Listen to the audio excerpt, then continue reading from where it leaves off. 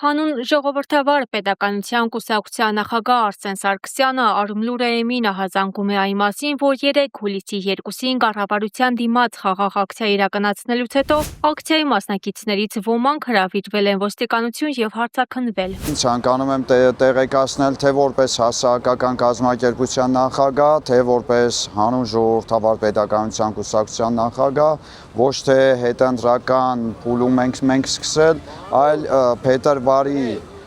կեսից մեզ բազմաթիվ քաղաքացիներ, մեր քաղաքական ուժին բազմաթիվ քաղաքացիներ տարբեր մարզերից դիմել են վարորդական իրավունքների զրկված մեր հայրենակիցները իրենց վարորդականների համաներման հետ կապված, որի հետ կապված մայիսի 16-ին հանդիպելով Հանրապետության հրապարակում 500-ից ավելի զրկված վարորդների խնդրանքով հանդիպելով Հայաստանի Հանրապետության վարչապետ Փաշինյանի հետ ներկայացրեցի ԵՄ չափորոշիչներով վարորդների խնդրանքով եմ հանդիպել, մինչև այդ այնպես է բազմաթիվ հանդիպումներ եմ ունեցել զրկված վարորդների հետ։ Փաշինյանի հետ հանդիպելով ներկայացրել եմ օրենսդրական ԵՄ չափորոշիչներով օրենսդրական նախագիծը, որի հետ կապված Փաշինյանը ասեց պարոն Սարգսյան, կարող եք փոխանցել Արփինե Սարգսյանին, ՆԳՆ նախարարին, ձեր օրենսդրական նախագիծը։ Դրանից հետո, որը որ հուլիսի 6-ից հետո զրկված վարորդները կարողանալու են ստանալ իրենց վարորդական իրավունքները։ Մինչ այդ այնպես է հանդես եմ եկել հայտարարությամբ բանկերի եւ վարկային կազմակերպությունների բարձր տոկոսադրույքների, ինչպես նաեւ բանկերի միջոցով, որոնք որ այնպես է դատական կարգով վճիռներ եւ որոշումներ են կայացվել եւ հարկադիրը քաղաքացիների գույքը հանելա աճուրդի եւ տուժտուգանքների համաներման հետ կապված առաջարկվել էր առաջարկ, որպեսզի ժողովուրդը համախմբի, միաբանվի եւ կարողանանք ներկայացնել նոր օրենսդրական նախագիծ, ուսումնասիրելով եվրոպական երկրների փորձը, այնպես է մեր հայրենակիցներից շատերը հոգեպես միացել են, ունենք խումբ WhatsApp-ում 800-ից ավելի քաղաքացիներ միացել են, որոնք որ հաշմանդամ են, որոնք որ կան նաև սահմանում են գտնվում, այնպես է կամավորական հիմունքներով սահման են պահում, իրենց խնդրանքով սկսել ենք մի քանի օր շարունակ ակցիա իրականացնել։ Եվ վերջ 3 բախվում ենք մի այսպիսի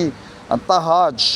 խայտառակ մի անակնկալի, նախ ուզում եմ շնորհակալությունս հայտնեմ ոստիկանության գվարդիայի գեներալ Հայկ Բաբայանին, երեկվա ակցիայի հետ կապված ժամը 12-ին, որ հասարակական կարգը ապահովելով կազմակերպեցինք մեր ակցիան 12-ից 15-20 րոպեի ժամանակահատվածում, նրանից հետո մեր ակցիան շարունակվեց Պրոսպեկտ Ձկան խանութով դեպի այնպես եվրոպական պատվիրակության դեսպանատան երթուղիով դեպի ազգային ժողով եւ այնտեղ ավարտել ենք։ Դրանից հետո տեղեկանում եմ Տիկին Կարինեն, ուրեմն մեզ տեղեկացնում է WhatsApp-ի միջոցով պարոն Սարգսյան եկել են մեր տուն։ Հետո զանգարում եմ 2 բառ ասում Տիկին Կարինեն, որ ես գտնվում եմ ինչ-որ ճոպանողի տարածքի ոստիկանությունում։ Եվ դրանից հետո եւ զանգարում եմ մարդու իրավունքների պաշտպանի գրասենյակ, ինչպես նաեւ հայտարարում եմ, եթե ամենաուշ 630 րոպե քաղաքացիները ազատության մեջ չլինեն, այդ ժամանակ կդիմեմ հանրային ուղիղ եթերով, ինչպես նաեւ կդիմեմ միջազգային գործընկերներին, նույն մեր միջազգային գործընկերը, որը որ այցելել է իր կողմից ունենալով Տիկին Ուրսուլա ֆոն դեր Լայնի կողմից ունենալով դիվանագիտական եւ քաղաքական աջակցություն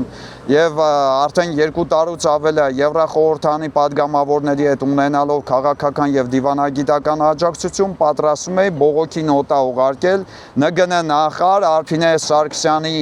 ենթակա քրեական գլխավոր վարչության աշխատակիցների դեմ, քանի որ այցելել էին քաղաքացու ներողություն Տիկին Կարինե, 2 բառով կներկայացնեք։ Այո, քանի որ ես մասնակցել էի ցույցին, ժողովրդավարական նախագահ պարոն Սարգսյանի ուղղորդությամբ, նաև նշեմ, որ ծանոթացել եմ կայքերից, այդ իմացել եմ դրա մասին կայքերից, Facebook-յան, որքան հիշում եմ, TikTok-յան, չգիտեմ, կոնկրետ չեմ կարող կամ Instagram, չեմ կարող հիշել։ Նու դա քանի որ իմ սրտին շատ հարազատ իրավիճակ պիտի լիներ, որովհետև ես ինքս հայտնվել էի նման իրավիճակում ծանրերես վարկերի, ունեմ ոսկիներ կրած, ունեմ բավականին վարկեր, ոչ չեմ բարձրաձայնել, շատ վատ վիճակում եմ, ունեմ ընտանիք, որը ապրում է 2 սենյականոց բնակարանում, 7-8 հոգով, ծանր իրավիճակ, ունեմ հաշվանդամքույր եւ չեմ աշխատում իմ այս տարիքում, ունեմ աշխատանք, որպեսզի կարողանամ մարել այդ վարկերը, դե կարիքից ելնելով եմ իհարկե դա վերցրել, Ոյ կներեք, սիկս ուղղակի վատանում է։ Եվ մասնակցությունից հետո տուն չասած, ես մտել եմ մի քիչ առևտուր անելու, ինձ զանգում է ինտերնետցիներից մեկը, իմ հարցը,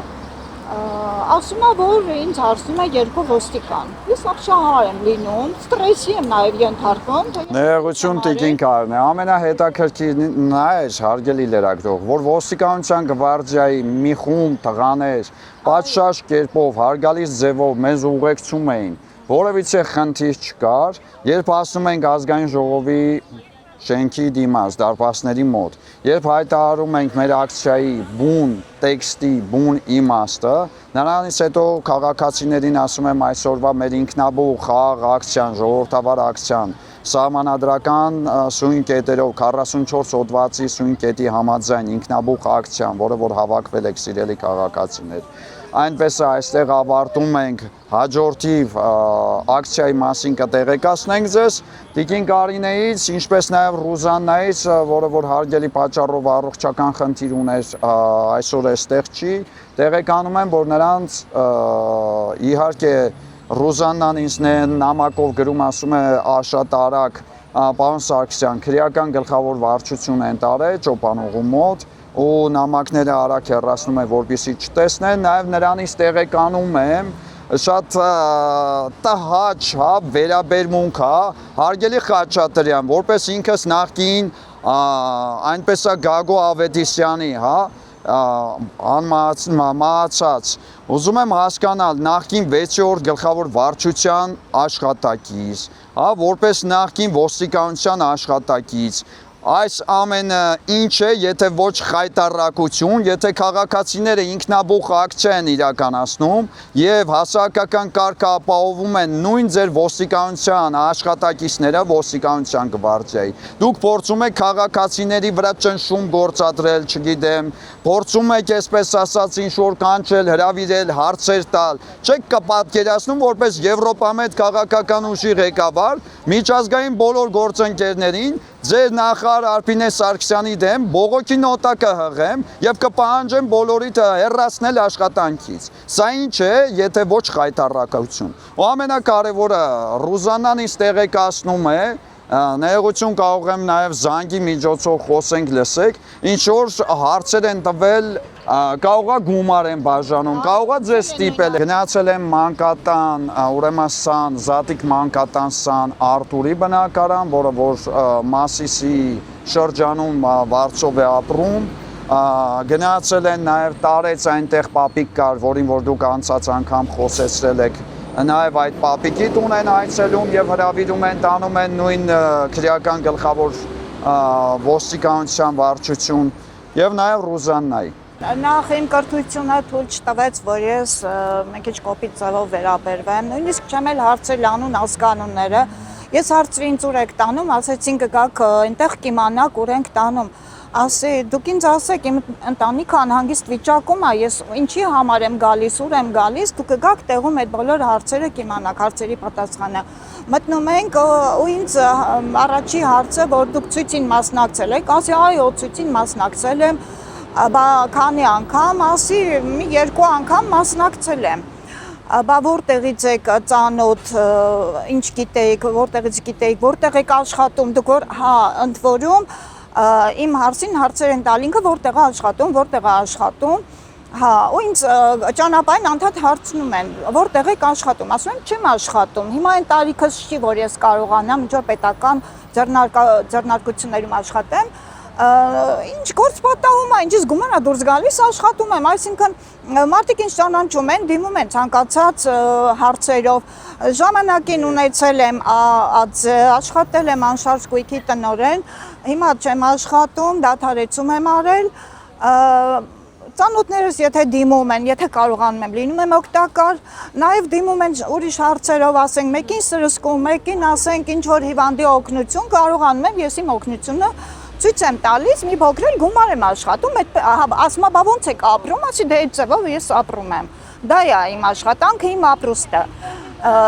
Իսկ ձեզ ասեց գումար են խոստացի, ասի ով։ Դե ասում եմ, որ գնացել եք այդ ցույցերը, չէ, ինձ ոչ մեկ, ես անգամ կարող եք հարցնել պարոն Սարգսյանին, որ ես անգամ իմ խնդիրը չեմ բարձրաձայնել, ես ինչ տոկոսների տակ եմ 8-9 տարի, ես այդ տոկոսների տակ դառել եմ մի հատ մեծ ծնագնդի։ Ուղղակի շատ ծիծաղելի է, հարգելի լրագրող։ Ուրեմն 44-օրյա պատերազմից հետո այնպես որպես Արցախի ազգային անմահացած հերոս 18-րդ դիվիզիայի գնդապետ Սերգեյ Շաքարյանի զինվոր, որպես Արցախում 2000 թվականներին ծառայած մարդ,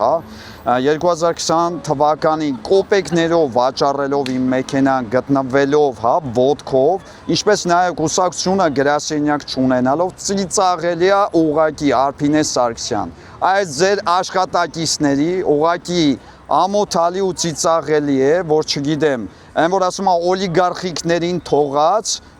ընկել եք մի կուսակցության նախագահի հետևից, այսինքն որ շատ Արցախի հարցն են բարձրացնում, այսինքն քանի որ 2023 թվականի սեպտեմբերի 19-ից հետո 35,000-ից ավելի Արցախից տեղանված հայրենակիցների իրավական սոցիալական հարցերը Փաշինյանի աշխատակազմի հետ համագործակցելով հարց են բարձրացնում, դուք կարծում եք, երևի թե ես միլիոն ունեմ իմ տակը։ Ուրեմն կարող եք իմ բանկային հաշիվները ստուգել Արգելի Խաչատրյան, բաց այդ զգուշացնում եմ Արփինե Սարգսյան, ԱՄՆ-ի սենատոր Ադամ Շիֆից սկսած, բոլոր միջազգային գործընկերներից սկսած խայտառակ կանեմ քո ոստիկանության նախարարությունը, զգուշ մնացեք, սա վերջնագիր է։ Ուզում եմ մեկ հայտարարություն անել, հարգելի Արփինե Սարգսյան, դուք գիտեք բազմիցս լավին լավ եմ ասել, վատին վատ եմ ասել, ՆԳՆ նախարար։ Ուզում եմ մեկ կարևոր միջազգային բոլոր իրավական նորմատիվ ակտերով, որը որ Հայաստանի Հանրապետությունը ստանձնել է, պարտավորվել է,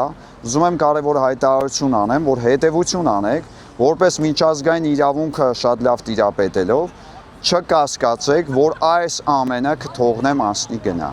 Միջազգային գործընկերներին բողոքի նոտա եմ հղելու, ցանկանում եմ հստակ հայտարարությամբ հանդես գալ Հայաստանի Հանրապետության Սահմանադրության համաձայն։ Հայաստանի Հանրապետության Սահմանադրության 44-րդ հոդվածը երաշխավորում է յուրաքանչյուր խաղաղ եւ որպես կանոն առանց զենքի հավաքներ անցկացնելու իրավունքը։ Ինքնաբուխ հավաքների դեպքում նախնական ծանոթումը չներկայացնելը կարող է իրավաչափ լինել, եթե հավաքը ծագել է հանկարծակի իրադարձության պարագայում։ Ոստիկանությունը կարող է ներկայացնել միայն օրինական պահանջներ, օրինակ, ապահովել հասարակական կարգն ու անվտանգությունը, կանխել բռնությունները կամ այլ անձանց իրավունքների ակնհայտ խախտումը, գործել միայն օրենքով իրեն վերապահված լիազորությունների շրջանակում։ Եթե ոստիկանն առանց օրենքով սահմանված հիմքի արգելում է խաղաղ հավաքը, ստիպում է այն դադարեցնել կամ խոչընդոտում է դրա անցկացումը, ապա այդ գործողությունները կարող են վիճարկվել միջազգային գործընկերներին բողոքներ հղելով, ինչպես նաև դատական այլ իրավասու մարմիններում։ Այսինքն իրավական սկզբունքը հետևյալն է. ոստիկանությունը պարտավոր է պաշտպանել խաղաղ հավաքը անցկացնելու սահմանադրական իրավունքը, ոչ թե կամայականորեն սահմանափակել այն։ Ցանկացած սահմանափակում պետք է ունենա հստակ օրենքով նախատեսված հիմք, լինի անհրաժեշտ եւ համաչափ։ Խաղաղ եւ ինքնաբուխ ակցիայի մասնակիցների նկատմամբ որևիցե ոտնձգություն անելը, ապօրինի նրանց ոստիկանության որևիցե կառույց հրավիրելը անօրինական է եւ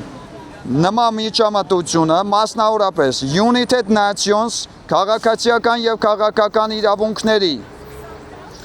Մասի միջազգային դաշնագիր, հոդված 21, երաշխավորում է խաղաղ հավաքների ազատության սահմանափակումը թույլատրելի է միայն օրենքով նախատեսված անհրաժեշտ եւ համաչափ լինելու դեպքում։ Council of European մարդու իրավունքների եվրոպական միջազգային կոնվենցիա, հոդված 11, պաշտպանում է խաղաղ հավաքների միավորումների ազատությունը։ Հայաստանը որպես կոնվենցիայի մասնակից պարտավոր է ապահովել այդ իրավունքը եւ չոտնահարել ցանկացած քաղաքացու իրավունքը, ինչպես նաեւ ապօրինի ձևով քաղաքացիներին հրավիրել որևիցե ոստիկանության բաժանում։ European Commission for Democratic Level Organization for Security and